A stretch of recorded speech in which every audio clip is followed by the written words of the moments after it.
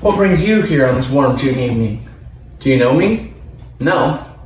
My name is Seward Porter, and like many of my neighbors here, I came to this region when I was young, and this was a wild and unsettled frontier. Together, we tamed the land and built the village which came to be called Freeport.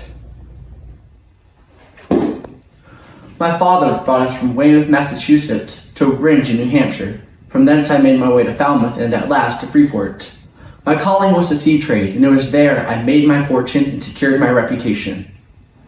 I built a shipyard at Porter's Landing in 1782, taking advantage of abundant lumber and a deep channel to the sea. The Porter name was known up and down the coast for our ships, built in yards in Portland, Falmouth, and here at the landing that bears our name. My fighting days were mostly limited to my time in the Continental Army in the War for Independence. I did, however, have an unfortunate incident some years later with a belligerent man who wounded me badly. My good friend John Cushing went to Stephen Coffin's homestead to try the case, but the criminal was not taken and escaped before John's arrival. It was left to God to punish the blackguard. My story was cut short at the age of 47, but my legacy lived on in my sons.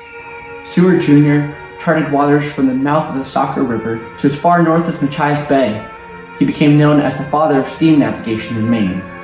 He and his brothers added to the good reputation of Freeport shipbuilding.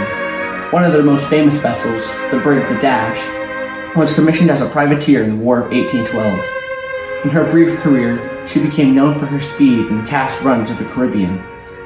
The Dash disappeared on her third cruise. She was seen one day out and never heard from again. She took 3 of my fine sons down with her to the ocean floor. Well, friends, that is my story. If you have a chance, I recommend you make a voyage at sea. Thank you for coming.